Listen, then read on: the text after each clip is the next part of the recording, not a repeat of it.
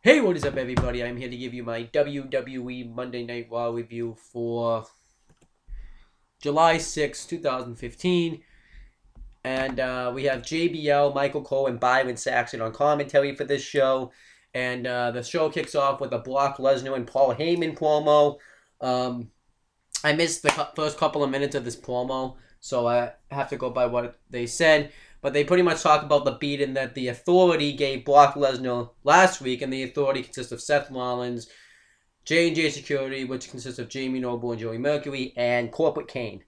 And he talks about how you're going to get the biggest, he's going to get retribution on him. He's going to stick, figuratively, stick a sword right through Seth Rollins' chest, pretty much saying he's going to beat the crap out of him. And he talks about all his accomplishments, and he says that he didn't do all that stuff because he didn't respect or disrespect his opponents, but he did it because he wanted to take the conquer. He wanted to take the championships. He wanted to take the glory. And he talks about how Seth Rollins is going to get the beating of a lifetime at Battleground. He says the title match may be at Battleground, but he's not going to wait till Battleground. Brock Lesnar wants to face Seth Rollins tonight, and he knows he's here tonight, so Brock Lesnar's not leaving the building, and he says that he's going to pretty much beat the shit out of Seth Rollins tonight when he sees him. And that was really it. I thought the promo was really good, and really awesome promo by Paul Heyman. I thought it was really good.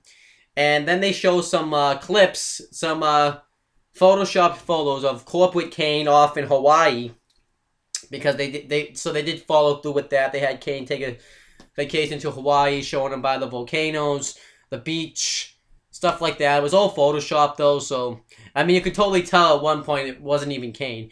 And then it shows the call that J&J Security that got from Seth Rollins, them driving around like Washington D.C. and stuff like that, all the way to Chicago, and they're gonna show some clip videos of that. So that's really all I have to say right now. So far, Raw's got off to a pretty good start. We're gonna have to wait and see where it goes from here. Okay, so the first match on the show we get is Big Show versus Ryback, and Miz is sitting ringside. And anytime somebody does something, he has like a microphone, he'll say something to him. So, but before the match, he goes, the human wrecking ball versus the giant. Come on, guys, let's go, because he wants them to weaken each other up so he can like pick up the pieces at Battleground in that triple threat match for the Intercontinental Championship. Big Show hits a face-first powerbomb on Ryback after a distraction from Miz, and Miz gets on the mic and says, you should pay attention. So then Big Show dominates the match for a while. Miz says something bad about Chicago, which is where they're at tonight, and they start chanting, "We don't suck," and Miz is like, I'm from Hollywood. I have the right to judge," or something like that. And then Ryback starts to make a comeback. He hits he's going for the Mihawk clothesline. Miz gets on the apron. He tries to hit him, but then he still ends up hitting Big Show, and then he hits a splash on him. Big Show kicked out of it. Then he tries to go for the frog splash off the top rope, or just a splash off the top rope. And Big Show moves out of the way, hits a choke slam, and then an elbow from the top. And then Miz gets in the ring, starts attacking Ryback and Big Show, but Big Show gets back up, and Ryback get back up too. Miz is standing in between both of them, and he's trying to talk his way out of it, saying we should just wait for Battleground, but it doesn't happen. Ryback hits a Show Shocked on Miz. Big Show choke slams him, and then Ryback takes out Big Show with a clothesline and stands tall. I thought this stuff was solid. It was fine. It was nothing crazy. I thought it was fine. Okay, so it shows more of Kane's photos in Hawaii. They were Photoshopped, but they weren't bad, you know. It's so weird to see Kane, of all people, doing this stuff, though. I wonder if he's having that debate, though, of what animal he wants to throw into the volcano. Should have said that when I was making the video in the first part, but I'm just wondering. And then J&J Security pulled up at the baseball stadium there in Chicago, and they make fun of the baseball team, saying that they never win a game there, that their call is worth more than that, you know, baseball stadium. I thought it was cool. And Jamie Noble says, let's go to a better place. So I thought that was funny. And then we get Brie Bella with Nikki Bella and Alicia Fox versus Paige. This match wasn't bad, but it just nothing really to it. And Naomi and Tamina snuck out watching the match backstage because they're like remain neutral and all this. They're not really on anybody's side, but they don't like both Paige or the Bellas and Alicia Fox. So I have a feeling eventually they're going to end up Jordan Page's side and it'll lead some six-man tag team match, either at Battleground or just a random Raw. But this wasn't bad. Brie Bella accidentally knees both Nikki and Alicia in the face, and Paige starts to make a comeback, and then eventually all the Nikki and Alicia Fox all come on the apron. Paige throws Brie into Nikki, and then she punches Alicia Fox off the apron, and then Brie Bella hits a face buster for the win. The match wasn't bad or anything, I just really didn't care. Then afterwards, Alicia Fox hits a scissors kick on Paige, and then Nikki Bella hits a rack attack on her. So to kind of put the stable over, I was fine with this, I just didn't care, I guess, I don't know. Okay, so we get Roman Reigns versus Sheamus. And this was actually a really solid match here. Sheamus hits a wicked body slam right off the bat on Reigns.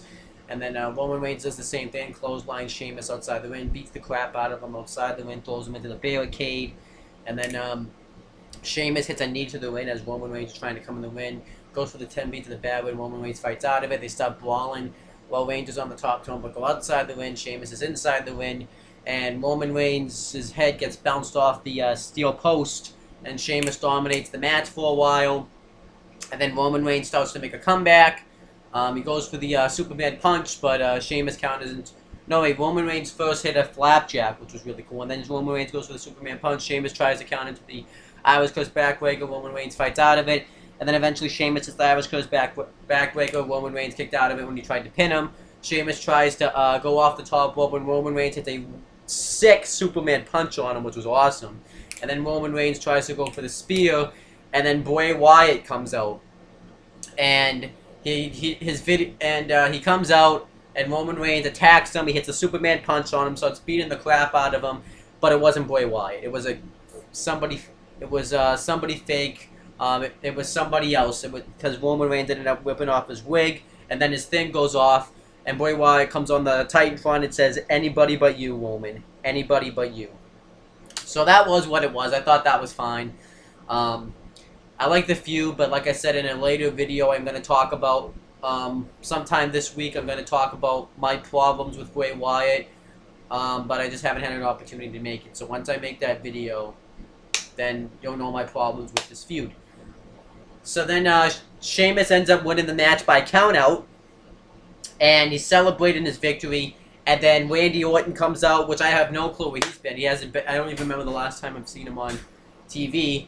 He beats the crap out of Sheamus, and Sheamus ends up throwing him into the steel post, and then he tries to hit a blow kick on him, but Randy Orton hits an RKO on Sheamus and stands tall and celebrates. So this is probably going to be some sort of match at Battleground, maybe like a street fight or something. I'm not sure.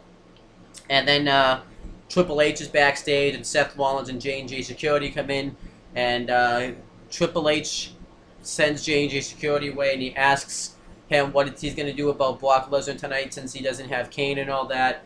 And Seth Rollins says, "That's what we came in here for. We want your advice on what you think I should do." And he says, "Normally you said just stay away from Brock Lesnar, wait till Battleground and retain the WWE World Heavyweight Championship, but Brock Lesnar doesn't roll like that." And he says that you pretty much that you should just call out Brock Lesnar because he's so pissed off that you wouldn't expect him to do that, and it would throw him off his game. And I guess that's what's going to happen.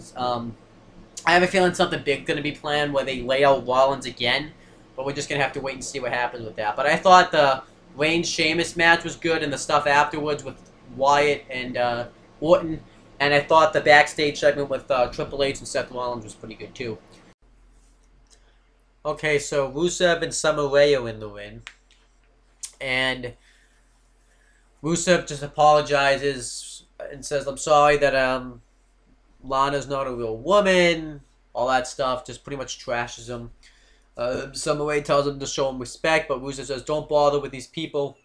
And then Dolph Ziggler and Lana come out, and Dolph Ziggler says that you said your leg must be, not only must your leg be broken, but your brain must be broken. Because you said a couple of weeks ago, whenever he said it, that you felt like your life you felt like your something. Oh, you felt like your life was, you lost everything. Um, and that's how you feel like with Lana, because the only reason you've had opportunities in the WWE was because of Lana, which is kind of true because he really didn't become anything I heard on NXT until Lana, got paired up with him. And then Dolph Ziggler says that I found her and now you're going to miss her. And then Rusev attacks, Lana and Summer Rae are getting ready to fight, but Rusev backs Summer Rae off. Then Rusev attacks Dolph Ziggler with the clutch, just starts beating the crap out of him with it. And then he hits the super kick while he still has the cast on his foot. Then he takes the cast off his foot, revealing that he's fully, healthy now. That he's not injured anymore, which is awesome because now this feud can end. It's been dreadful. And then Summer Rae attacks Lana. She kicks him in the ribs and throws her outside the ring. And then Rusev, Ziggler tries to fight back. Rusev takes the clutch and sticks it on Dolph Ziggler's neck and bounces the clutch off the ring, like off the floor in the ring. And Dolph Ziggler's choking, and then he just beats the crap out of him some more, and then that was really it. Like I said, I didn't really care for the segment, but the attack at least was good because Rusev finally looked strong after weeks. So I guess that was something, but I still didn't really care about the segment. I don't care about this feud.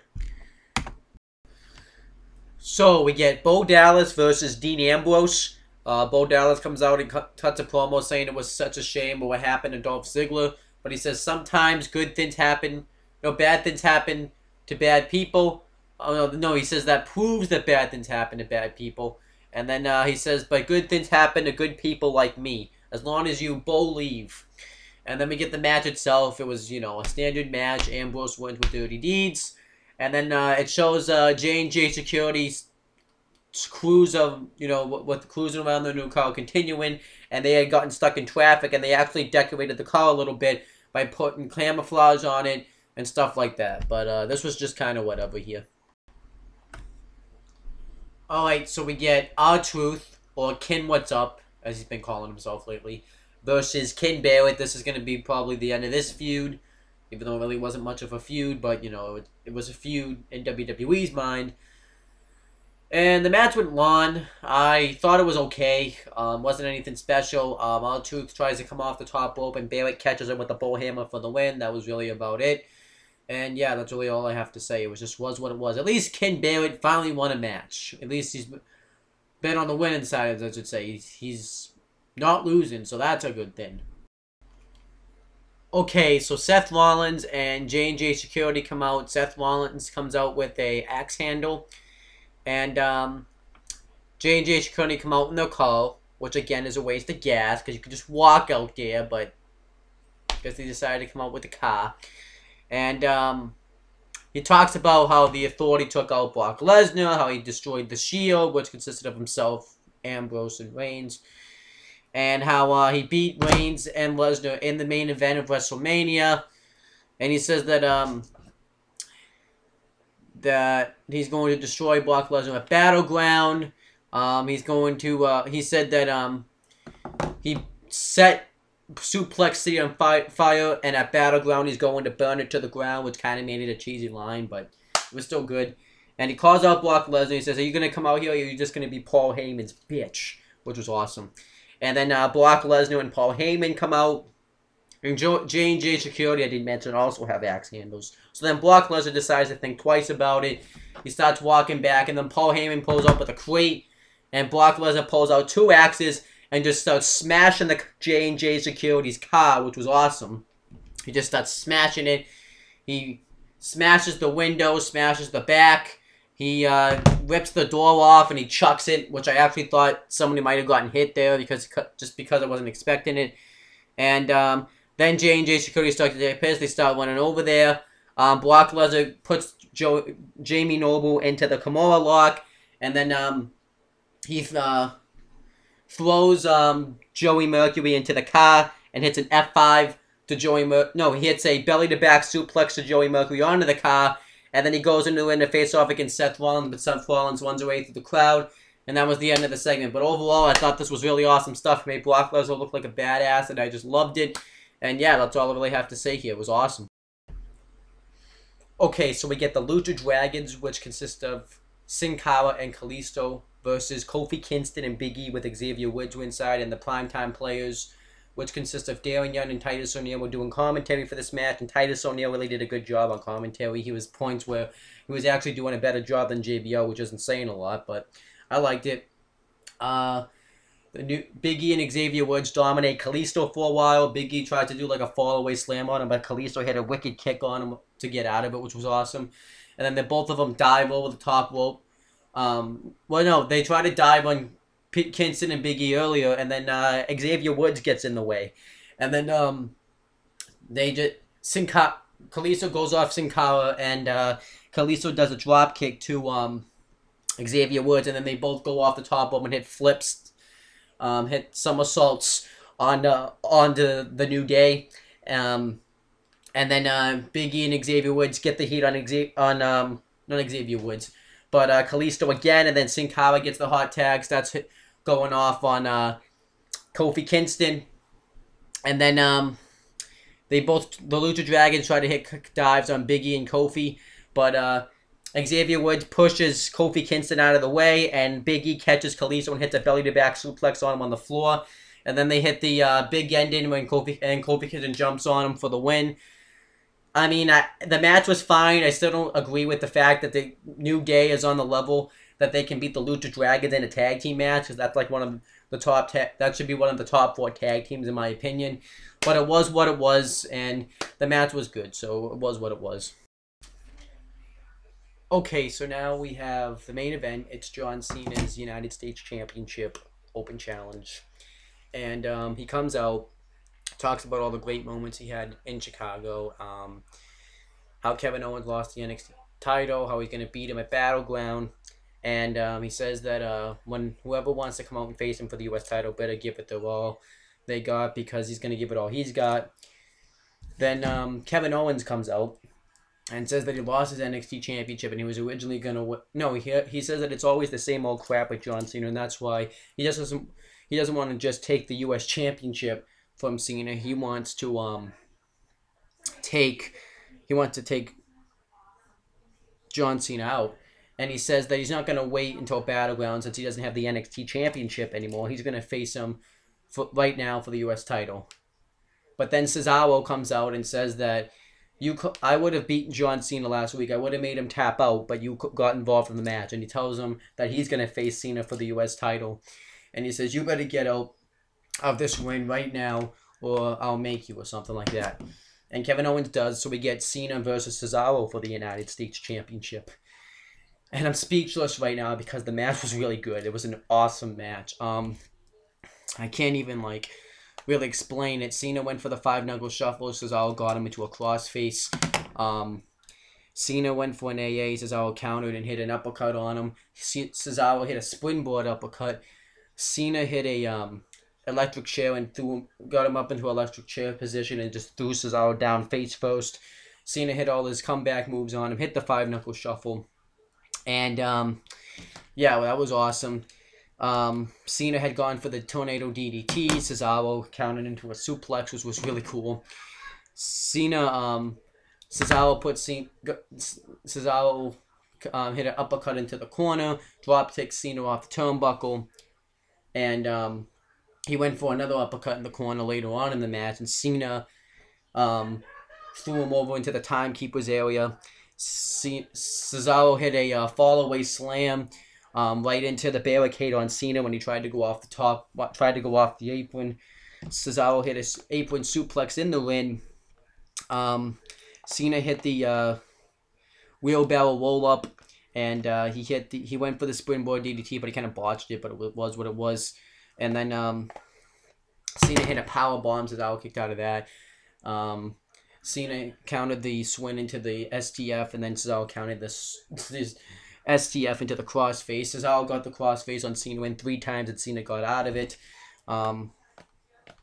Cesaro had gone for an uppercut earlier in the match. Cena counted into a Hurricanrana, and then he went for it again and hit it right above his chest, which was really cool. Then,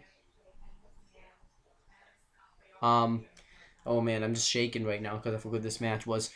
Cesaro, oh man, what else happened in this match? Like, it's just, Cena went for the AA again. Cesaro counted into a DDT. Eventually the finish came, though, after this great match.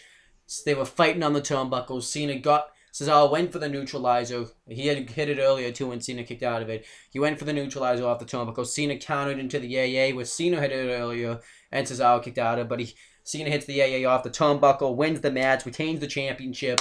And then afterwards, Kevin Owens tries to attack Cena again, goes for the pump-up powerbomb. Cena counters it, and then Cena hits the AA on Owens, and then Owens, retreats. And that was it. That was the end of Raw. I thought this was an amazing match. Awesome stuff. You could just tell by how speechless I am. And as for Raw, I'm going to say that it was pretty good. Everything was pretty good except everything. I pretty much liked everything on Raw this week except for Ken Barrett versus R-Truth. Not that I hated the match. It just was kind of there. The whole Dolph Ziggler-Lana segment and Rusev and Summer Rae. I hated, and I really wasn't a huge fan of Dean Ambrose versus Dolph Ziggler. No, Dean Ambrose versus Bo Dallas. I think everything else was fine. I liked everything else pretty much except maybe that stuff. Maybe there was something else I'm missing I didn't like, but if it was important, I would have brought it up. So that's pretty much it for my Raw review, guys. You can click up there to subscribe to my non-wrestling channel, Owen the Talkinator, CM Brothers, where you get both. My friend James the He-Man Hebert has a YouTube channel called James Hebert where he makes custom Titans of wrestlers and other things like that. And then his over here you can click to subscribe to his Raymond Youth Wrestling channel, which is going to be coming back in the summertime. And that's pretty much it, guys. You can click down there below to subscribe to me, and that's pretty much it, guys. See you later.